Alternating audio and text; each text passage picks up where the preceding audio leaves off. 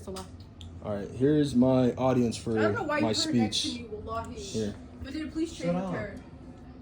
Today I'll be speaking on the war in Gaza, mainly the genocide that's being committed by the IDF and the Israeli government. It is very important to know because it impacts our world. Seeing this genocide play out really impacts humanity and makes it seem as people that we're not doing enough. Seeing this on social media being portrayed, little kids dying and innocent civilians being killed on a daily, really made me interested in this topic and to actually research and see what the experts say is happening in Gaza. So today I'll speak about the genocide that's happening in Gaza. I'll share evidences from top human rights groups, general experts that include experts from the Association of Genocide Scholars, human rights groups like Amnesty International, Human Rights Watch, as well as the case of genocide brought to the International Court of Justice and the ICC, which stands for the International Criminal Court System. So, according to the Association of Scholars, they concluded what is happening in Gaza a genocide.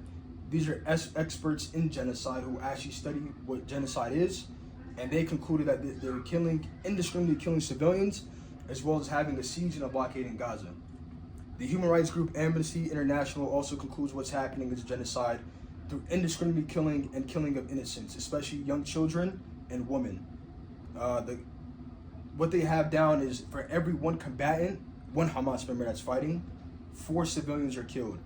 This is to Amnesty International relays in their research says that this is very wrong and this is super high for any type of war that is happening, so that's how they conclude it's a genocide. The human rights group Human Rights Watch research states that Israel has conducted massive punishment, meaning that the civilians in Gaza are being punished for what Hamas did. They've done this by illegally restraining water and food, and also by cutting off electricity in Gaza. The ICJ and genocide, the ICJ, which stands for the International Court of Justice, as well as the ICC, which stands for the International Criminal Court, also concluded that Israel has committed genocide. An arrest warrant actually has been published for top Israeli officials, for Netanyahu as well, for crimes against humanity.